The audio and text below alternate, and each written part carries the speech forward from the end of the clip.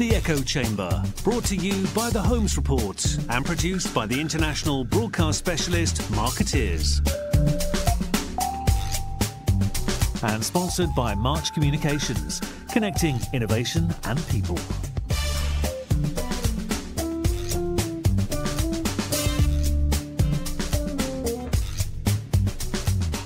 Ladies and gentlemen, welcome to the Echo Chamber podcast. This is an emergency version of the Echo Chamber, and I'm joined by Paul Holmes. Paul, welcome. Hey, welcome. Thank you from snowy London. Snowy and cold, and it's been a very quiet week in the PR world. So I thought we should record a podcast. Yes, well, it was both, sort of a long time in the coming and then rather abrupt in the announcement. So, yeah, interesting week. So the big question that everyone is asking, Paul, where were you when Burson Cohn and Wolfe merged? I was where I always am, in my office in London. I was asleep. Which, blissfully unaware until I woke up to 200 messages, which was fun. So first... I mean, sorry, from that point of view, by the way, one of the fun things about this was that, the rest of the Holmes Report team were sort of out of the gates and putting copy to bed before either you or I really had time to react. So that's a neat thing. It's like a whole new world, Paul. I know.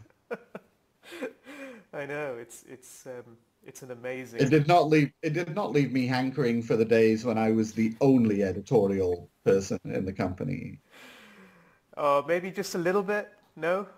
Maybe just a little bit. So, what was your first instinctive response when you saw this news? A sharp intake of breath? A single tear? Very mixed emotions, I think. I think sort of a feeling that the inevitable, to a certain extent, had happened. Not that both Donna was going to get a reward for the really extraordinary performance of Cohn and Wolfe over the last few years, which I think is down to her leadership and her vision and her, very single-minded pursuit of those things. And also, the inevitable payoff for Burson's continued stagnation. Which, while Burson is not alone in, sort of standing still over the last decade or so, it is an agency with a unique past and a unique heritage. And I think, something had to be done. And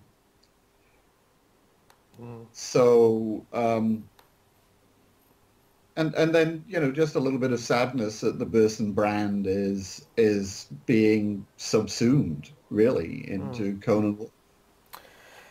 So before we talk about the merger, I'm curious, where did Burson lose its way? Because at one point, as we all know, it was the kind of premium standard for public relations. It was this pioneering global PR agency, seemed to have everything. It was a great ad agency at one point. Harold Burson in charge, loads of people, an incubator for successive golden generations of PR talent. What went wrong? I think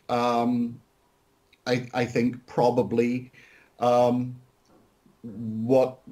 I hate making up words, so forgive me, as sort of establishmentarianism That as the PR business began to change, and the first inklings of this probably came in the dot-com boom, in the sort of late 90s and the beginning of the century, and then have become more and more exaggerated over the last 5 or 10 years. I think, as an established leader and probably the PR agency most associated with the sort of old PR establishment, Burson had to, like everybody else, sort of make this calculus about how much it would change and how much it would try and hold on to what it already had. And my guess is that it got the balance wrong. It was insufficiently urgent in its transformation. And I think, as a series of CEOs focused more on stability and maintenance and stewardship than on innovation and disruption. Indeed. Now, we have a long read, which will be up on the site by the time this podcast drops. It's only available, at least initially, it will only be available to our premium subscribers. But in that long read, you describe this merger as 34 years in the making. You were around when Cohn and Wolfe was acquired by Burson-Marsteller. No, the acquisition happened probably about a year before I got into the PR business. Right. But when I arrived at PR Week in London in the mid-'80s, it was already a fait accompli. And while Cohn and Wolfe did not at the time have a presence outside of the US, even in London, I was aware of the speculation that Burson had bought Cohn and Wolfe, primarily to be the consumer practice at Burson, which at the time was, 90% business to business, corporate, public affairs crisis. I think there's been a constant sort of conversation in the PR business about how much it made sense for Burson just to turn Cohn and Wolfe into its consumer practice, because Cohn and Wolfe had this reputation for creativity. It was a primarily consumer-focused agency, and Burson, at some times seemed like it, it felt the consumer business was beneath it. At sometimes it recognized the value of being in the consumer business, but never really, cracked it in a way where you would have said Burson was one of the great consumer PR agencies. And more recently, of course, the irony is that Mark Penn, at that time Burson-Marsteller CEO, did have a plan to try and integrate Cohn and Wolfe into Burson, which didn't go anywhere. And of course, Penn left shortly afterwards. But along that kind of 34-year journey, as you pointed out, it's often been suggested that the two firms would come together in one way or another. I think the surprise here probably is that it's a reverse takeover. Well, I think that would have been a surprise 10 or 15 years ago. Right, not now. Again, I think many of our readers will remember sort of Cohn and Wolfe coming together with GCI. About 15 years ago, 10 years ago. 10 years, yeah. And at the time, frankly, there was a lot of speculation in the industry that Cohn and Wolfe wouldn't survive. Yeah. It had gone through its own very difficult period. Its former headquarters office in Atlanta had disintegrated. Mm-hmm. There was a fair bit of acrimony. I mean, I remember seeing some comments from Bob Wolfe that that were fairly sort of strident in blaming New York for Atlanta's demise. Whether that was Cohn and Wolfe New York or Y&R New York or WPP but clearly it was a difficult time for the agency, and I think Donna spent the first 5 years at Cohn and Wolfe more focused on keeping things afloat and turning the ship in the right direction, whatever the nautical metaphor for this is, than really coming up with a growth strategy. And it's only in the last 10 years, I think, or the last particularly the last 5 years, that Cohn and Wolfe has had this sort of clear way forward to becoming something other than a sort of light version of the bigger, more established consumer agencies. Yeah, it has become something very different, you could argue.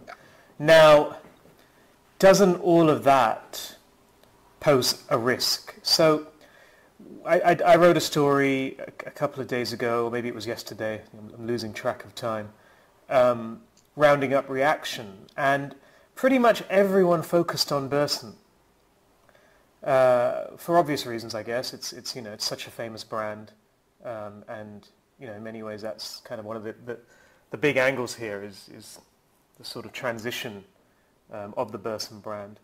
But not many people looked at what it meant for Cohn and Wolfe and the risk that it poses to a winning formula, a very special, I think, winning formula that Donna and her team have developed over there. Yeah, I mean, first of all, I think that's understandable in that the legacy power of the Burson brand is still immense. David Brain called it the second biggest brand name in PR. I'm sort of assuming that he thinks it's second to his former home at Edelman. Yeah, he did say arguably though. So I would say Burson is still arguably the biggest name in public relations. Its heritage is unparalleled. Yeah. And Harold's name, frankly, is synonymous with a lot of things that are great about our business. But that quibble aside, I mean, I certainly understand why the primary focus is on Burson-Marsteller, and there's still this feeling, right, that Burson should be an industry leader, that Burson should be one of the two or three big brands in public relations. Cohn and Wolfe, frankly, has thrived on being a challenger brand. It's thrived on, its scrappy underdog status. And yes, being a challenger brand, being an underdog, being a disruptor is going to be more difficult as part of a $700 million agency than it was, as a $250 million, competitor. And of course, one of the questions that's going to I think be part of this discussion is, and look, I do think we as journalists and business writers and business thinkers in particular love big personalities and love to attribute success to an individual. And so the question of whether Donna is going to now find that 3/4 of her time is devoted to sort of solving the problem of that is Burson-Marsteller, and whether therefore she'll take her eye off the non-problem that is Cohn and Wolfe, and therefore Cohn and Wolfe will suffer as a consequence, is an interesting one. In our conversations, you've made the case that you think Cohn and Wolfe has a really strong, if somewhat unheralded, leadership team, both in the practices and the regions. In the regions, in the regions, I would say. Sorry? In the regions, primarily, yes. I would say. That's more than capable of continuing that, though again, that it certainly appears that they are going to have broadened responsibilities too. It's certainly, okay, so it's certainly not without risk. At the same time, since I've just spent the first sort of 10 minutes of this podcast saying that I felt that the Burson approach was too conservative and that they didn't take enough risk in terms of transforming, that they were focused on stewardship rather than on disruption. It's then sort of somewhat disingenuous to turn around and say, oh, but this is too risky. I mean, if you have to look at it in the context of WPP's PR holdings overall, which have been profoundly disappointing. Yeah. Something has to be different. Yeah, so I think that's a critical point. So the merger takes place because of Burson's stagnation. It's seen as a way to, I guess, turn the sum of the parts into something that's turn the whole into something that's greater than the sum of the parts, I guess. Which, as someone who's covered many mergers, and I know you have too, things don't always work out that way. But notwithstanding that, you made the point about the context for WPP. It happens against this backdrop of tough kind of, not so much market conditions, but disappointing performance, not just from WPP's PR agencies, but across the board. And the response appears to be that agencies will combine. There'll be more consolidation, although it's kind of, I think, kind of euphemistically referred to as simplification, when I wonder if it actually makes things more complicated. So it's a bigger bet on scale. And one of the things, the arguments you make in your piece, is that it comes at a time when scale has never been more of a disadvantage. Yeah, I mean, I think, look, we have beaten this particular dead horse, perhaps to an extreme, but the reality is that small agencies, specialist agencies, boutique agencies, independent agencies are growing at a much faster rate and have been consistently over the last few years than the giant holding company agencies, particularly the WPP and Omnicom agencies, but frankly it's broader than that. I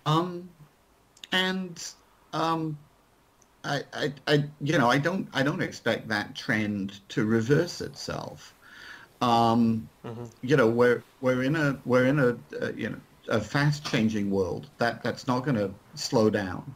If anything, the pace of change is going to accelerate, and adapting to change is much easier for a 10, $20 million firm than it is for a $500, $700 million firm. And it is particularly easier for an independent rather than a publicly traded company. Both the sort of approvals process at the giant agencies for a change of direction or investment hires or whatever is more complex, and the scale makes it more difficult to suddenly replace 50 people who are not fit for purpose anymore with 50 new people who bring new skills and new talents and new capabilities into the agency. And what's more is WPP is clearly on some level aware of this. And if you go back over their earnings statements over the last few years, Martin always calls out 2 or 3 agencies that are performing better than average, right, in the PR sector. In the release that came out yesterday, it was Cohn & Wolfe, Glover Park, Buchanan. In the past, it's been Finsbury and Herring-Schuppner, but it's always the smallest of their businesses, never the largest of their businesses. I mean, WPP itself is evidence of the thesis that small specialist boutiques are outperforming giant global behemoths. So to create the biggest behemoth that WPP has ever had, at least has to raise questions about the strategy. On the other hand, if you're WPP, what are you going to bet on if you're not going to bet on bigness? Exactly. I mean, you can't... You've made that point. Yeah, so... you can't... I mean, what are the other options? You can't divest, really, and you can't disassemble. Look, those of us who love the PR industry,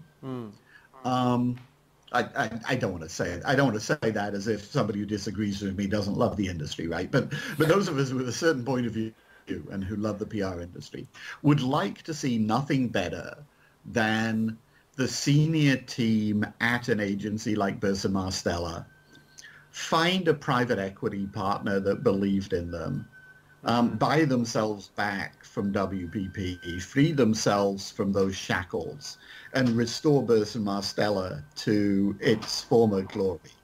But that is, a utopian fantasy that at this point I think is just not going to come true. Yeah, that tale is kind of biblical in its scope and grandeur. Yeah, I mean, and what would be the end game for the private equity firm? Presumably, the only end game is selling it back to something like WPP in 10 years at a massive profit. Right. So, at some point that just becomes, redundant. But so given the reality of the situation, which is that Burson-Marsteller is and will continue to be part of a giant holding company, this is sort of it's not even necessarily the logical thing. It's almost the inevitable thing for a giant holding company to do. Sharks swim forward, scorpions sting frogs, giant holding companies consolidate. And albatrosses? Yes, I know that's I know that's a metaphor you are extremely fond of. Well, there's been a few I've seen. There's the supertanker, the becalmed supertanker. There's the albatross. There's the anchor. I mean, I think albatross is either take flight or plummet to the ground. Yeah, indeed. So if we assume that, really, I guess, WPP, as you put it, it's the inevitable outcome that they combine the agencies. Why do you think they're not considering something a little bit different? For example, combining Cohn and Wolfe with Y&R, or I don't know, H&K with JWT, and actually looking at cross-disciplinary integration? Well, look, they are. First of all, I suspect that there is considerable consideration being given to that because they're doing that at Ogilvy. Yeah, but I don't know. I sort of see that as a special case, and maybe I'm wrong too. Well, okay. So is it a special case or is it a logical starting point? Yeah, it's a fair question. I mean, look, Martin, the word horizontality has entered the dictionary over the last the last 2 or 3 years, primarily because Martin coined it and certainly a couple of years ago was using it as every opportunity. Closer integration between the disciplines. And again, this comes down to what are you going to do when you're big? You have to try and turn that bigness into an advantage. When you're offering this vast menu of marketing services, you have to push as many of them as possible on the client at the same time. That's not quite the only conceivable benefit of being big, but it's certainly the most obvious and the most superficially appealing. And so you'll see more of that. Whether that means whether that means that Hill and Knowlton would be a particularly, I think, uncomfortable fit right now for JWT. H&K is still, like Burson, far more corporate than it is consumer, far more public affairs and issues driven than marketing driven, and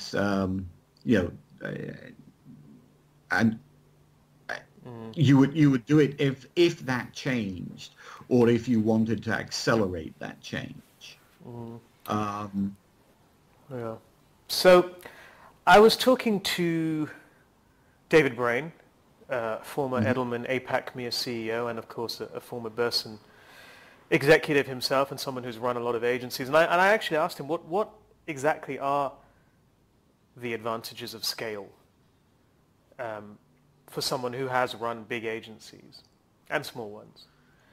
And he basically landed on two. So obviously we've had, in our pieces, we've had people who you would expect, like Richard Edelman, saying, I do believe scale matters, and as the owner of the biggest PR firm in the world, not a surprising comment. And David actually landed on two. So the first one was it gives you the capability to challenge for the bigger assignments, where clients do want a degree of consistency across multiple offices. Of course, the issue with those, as he said, is there are less of those assignments around. But if you look at Weber and Edelman, you could probably make the case that something like 15 to 30% of their revenue comes from clients like that, which is not insignificant, right? And that is probably appealing to Burson and Cohn and Wolfe, for whom it's a much smaller proportion, that kind of revenue. And in fact, I don't think any network has really been able to challenge Weber and Edelman for that type of business over the last 5 years. Certainly not on a consistent basis. To me, that comes down to that word that I don't know if you're quoting or paraphrasing, David, but consistency. Right. Because honestly, at most agencies, it's a myth. Yeah. You would. Okay. I'm trying to stay on the right side of hyperbole when I say this, but you would get greater consistency by hiring, for example, the U.S. operations of Edelman the Asia Pacific operations of Ogilvy and the EMEA operations of Ketchum. Wow. Now Then that's you would. controversial, but yes.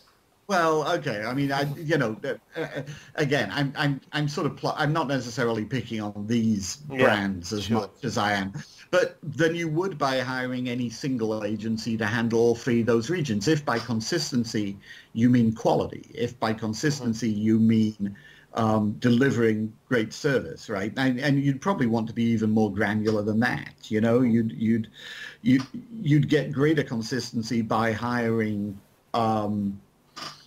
Herring Schupener in Germany, Lorente and Cuenca in Spain, and Finsbury in the UK, than you would by hiring any single European agency.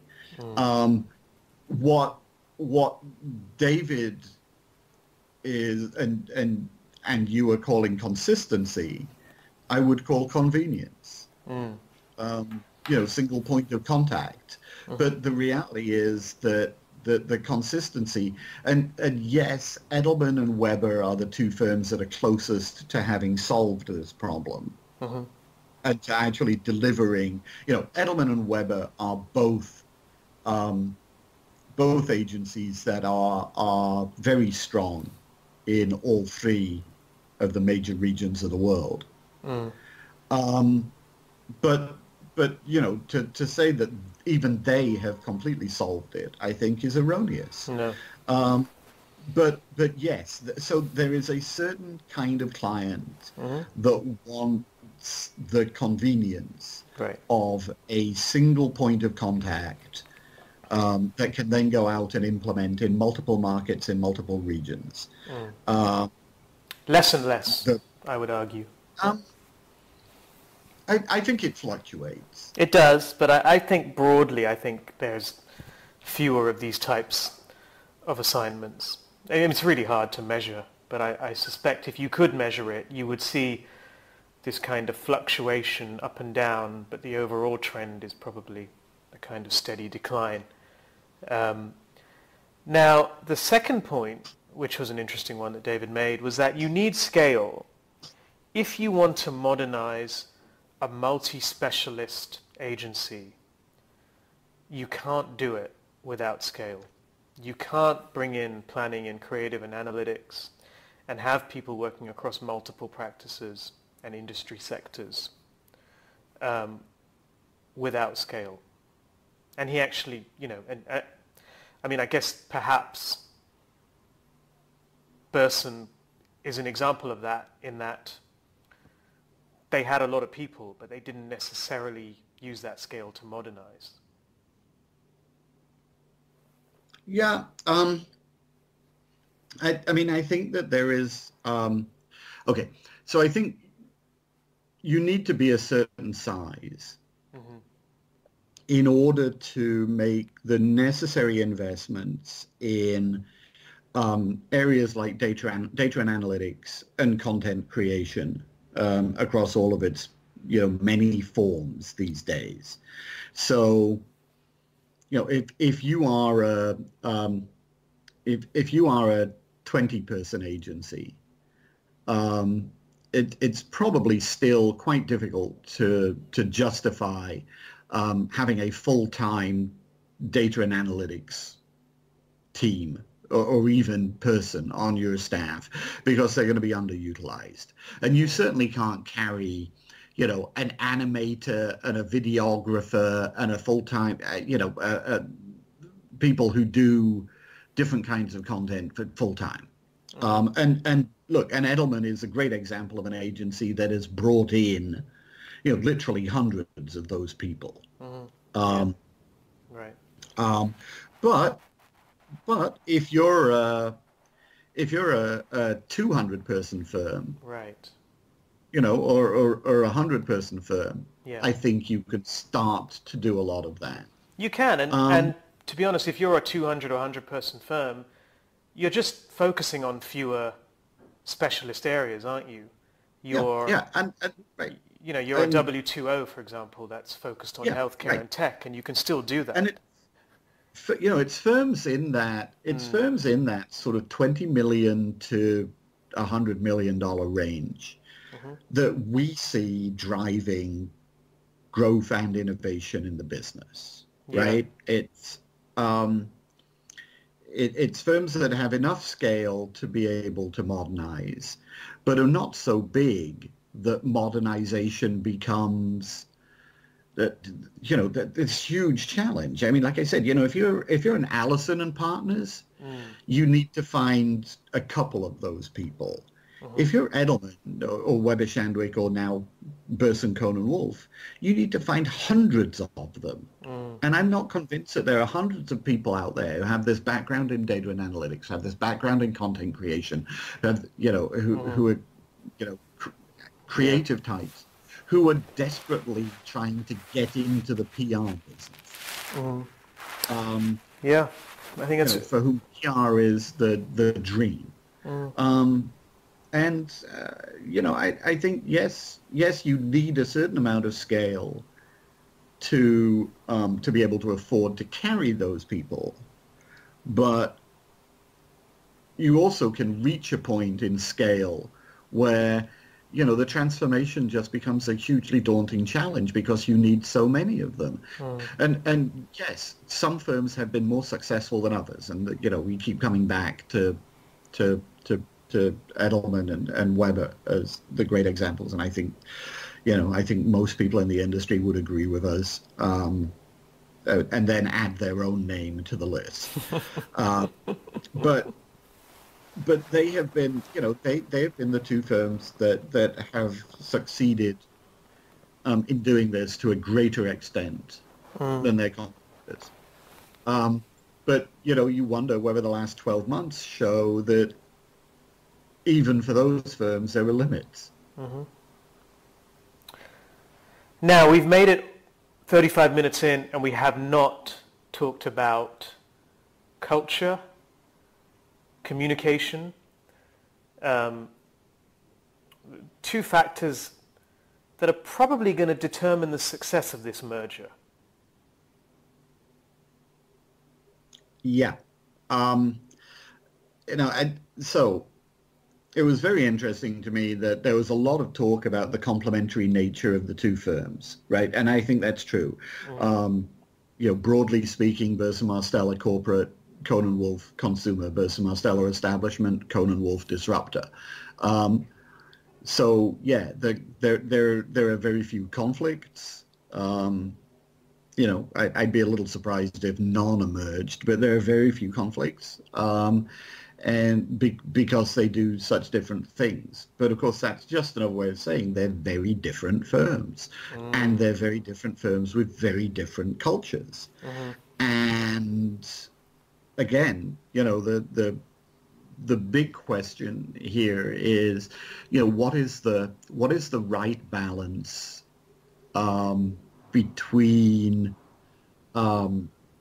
respecting the culture of the firm that is being taken over and acknowledging that culture needs to be transformed, how much internal disruption is necessary and good, and how much of it ends up destroying what you acquired. I mean, what we have to remember here is, as much as we've been criticizing Burson-Marsteller's stagnation, is that this is a $400-500 million PR agency with a lot of clients who presumably like what they're there because they like what they're getting from Burson-Marsteller, and they like the people who are delivering it to them.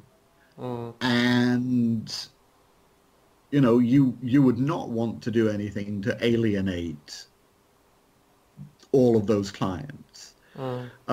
So you have to be respectful of the culture. You have to listen to the people who've created that culture and built it up. You can't go in and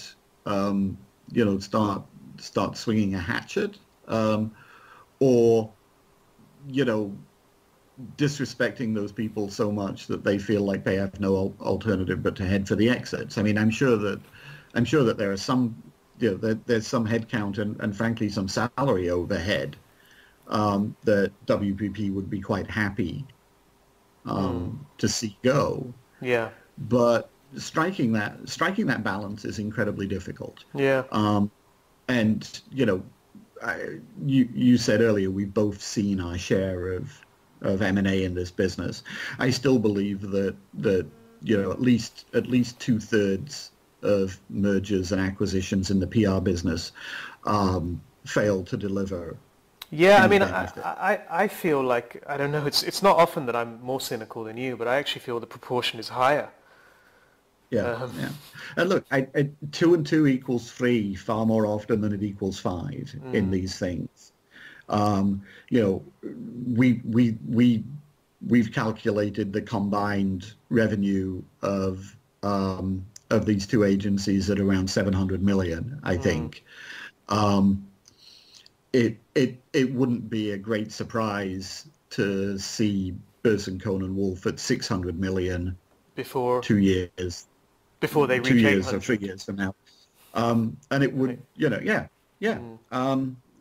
there may be a 1 step back, 2 steps forward phenomenon, and those 2 steps forward may never happen. That's not unusual in the PR business. Yeah. I think the alacrity with which everything has happened, I think it's well known now there was an internal leak, so the announcement was brought forward by 3 weeks. Probably meant that a lot of the planning and communication, I think, was compromised. So you had a situation where I think a lot of people found out, certainly, leaders on the Burson side did find out just shortly before the world found out, which is not always that surprising in mergers of this scale. I mean, it can't be common knowledge for a reason. Right. And these are kind of closely guarded secrets. But all of this is, I think, I wouldn't say it's easy, but especially for an industry that specializes in communication and in change management, it should be, straightforward, let's say, to handle this challenge. Yeah, as you say, there are some regulatory obstacles to notifying people before you've notified the market when you're in a publicly traded company like this, and yes, circumstances can shift quite abruptly, but there are people within the organization who know or have a pretty good idea what the future holds for them, but have not been officially notified yet.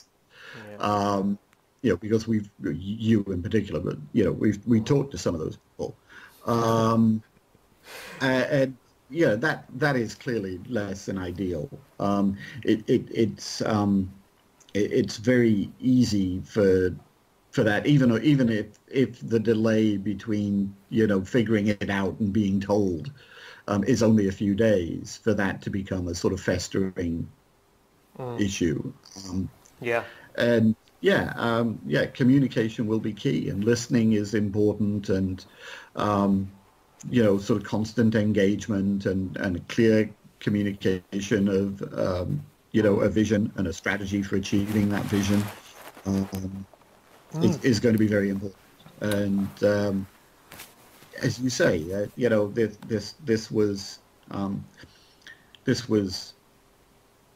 a long time in the planning, but then sort of rather abruptly forced forward.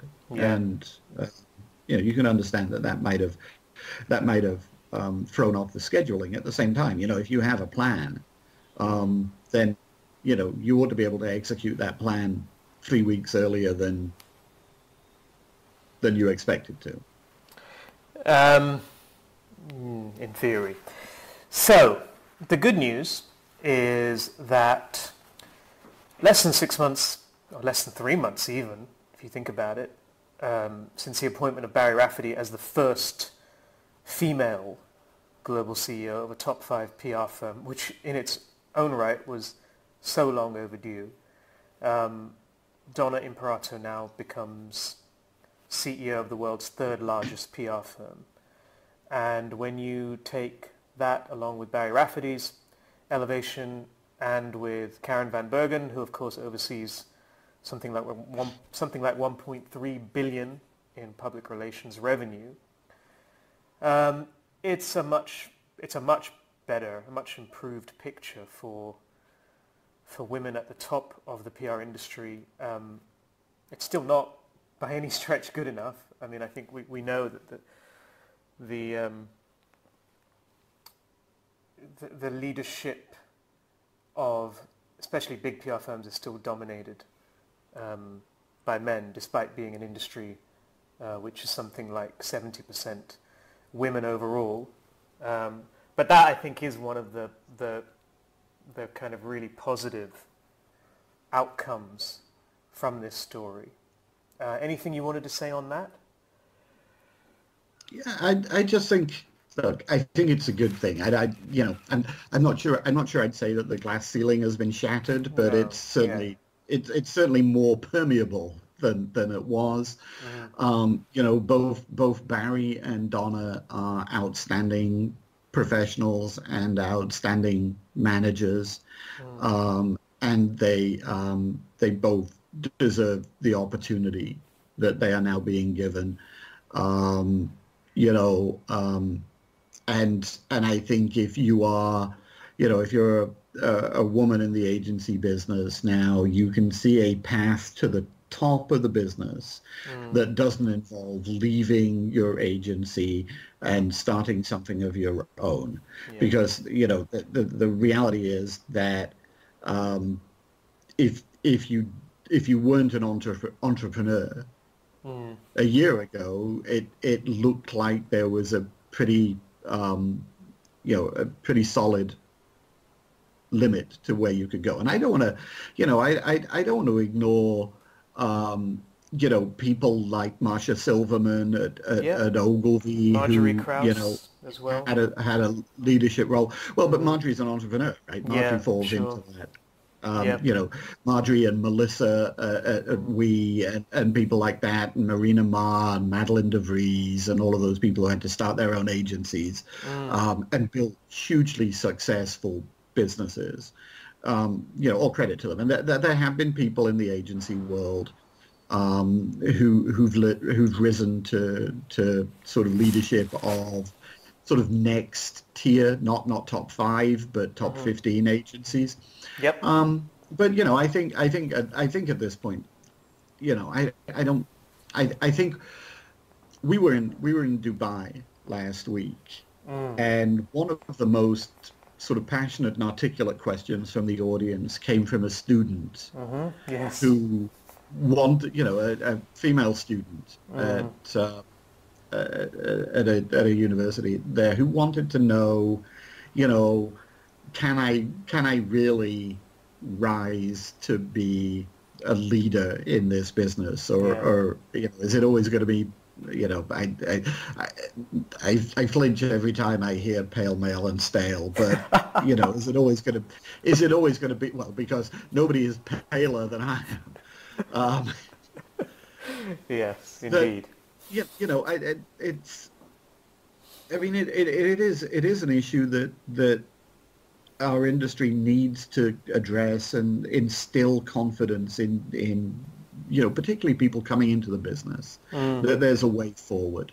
And I just think, from that perspective, this has to be a good thing. And Donna and Barry are, sort of different people, but they're both great professionals. They're both strong, smart leaders. They both have a track record. They've certainly earned it. And finally earning it, is enough if you're a woman to get you the job, which is as it should be. I mean, there have been many women before them who earned it and didn't get it, or were worthy of the opportunity and didn't get it. And so I think it's great that it's finally happening. Yeah, and that was a really great question that you mentioned that we got at the Dubai conference, and actually from a student, and it always makes me smile because I find we often get the best questions at our conferences from students, which I suspect. Look, I've suffered through a dozen panels at our events and others of sort of, middle-aged professionals bemoaning the difficulties of managing millennials, but look, I honestly look at what's happening in Florida with the high school kids in Florida changing the terms of the gun debate. Yeah, that's Gen Z though. Passionate, articulate, intelligent, critical thinking kids. If this is a generation that we're going to have to manage in 3 to 5 years, they're not going to make it easy, but they're going to make it difficult in all the right ways. I'm not quite sure how we got onto this topic, talking about Burson-Marsteller and Cohn and Wolfe, but I'm very excited about the next generation. I think I would only make the point that generation is Gen Z and not millennials. And I'll say little else on this topic. So we probably should wrap because we've been going for, I think, almost 50 minutes now. There is much more, of course, on this story on our website. There's a big long read going up. If you're a subscriber, you will get priority access to it. So well done to you, and thank you for being a subscriber. There are, of course, other news stories. There will be more to come. One of the most interesting things here is the kind of armchair Kremlinology that takes place as we see who will take on the various leadership roles in different regions, in different markets, different practices. Of course, there's questions around the industry, whether this will presage greater consolidation. I certainly can't see less coming, but that will be an interesting one to watch. There are questions, of course, not just around Burson Cohn and Wolfe, but around other WPP PR agencies as well, and what this means for them. And we'll be doing our best to try and at least raise some of those and maybe provide some answers in the days, weeks, and months to come. So any final words from you, Paul, on Burson Cohn and Wolfe? No, obviously, I'd like to think that the entire industry is rooting for this to be a success. They're not. We've. I'll tell you right now, they're not. They should be. A strong Burson-Marsteller, a strong Burson Cohn and Wolfe is good for all of us. I agree. And look, we've I don't think we've dwelt overly on the negative, but we've certainly I think gone through some of the questions that we, the industry, and everybody else out there has to be asking. But at the end of the day, as it's good for our industry, it's good for our profession, it's good for all of us. If the third biggest PR agency in the world is firing on all cylinders and doing great work and making the PR industry better and, generating thought leadership and acting like a leader. And, I think we should all be rooting for this to succeed. Yes, I agree with you, but I'm not convinced everyone does. But, such is the nature of a competitive industry, I guess. But, there's a bigger picture. Yeah, of course. Everybody wants to take a little bit of market share. Look, I'm sure that there are, I would hate to describe them as vultures, but there are certainly sort of flying creatures circling, waiting for the talent to head for the exits. Yes, they are ready to swoop. But and that's understandable. But at the end of the day, you have to balance that with the fact that this is not a zero-sum game. No, I think you're quite right. And And you know, our industry needs to be strong and smart and credible and authentic and all of those things. And if the big players are not, it reflects on the entire industry. So yeah, all good points. Paul, thank you so much. Big thank you to our production partner Marketeers, and of course our sponsor March. We'll be back with the Echo Chamber again, no doubt, next week. Thank you all for listening. And let us know what you think about the Burson Cohn and Wolfe merger. We'd love to hear your views, and we'd love to hear your questions as well. So thank you all.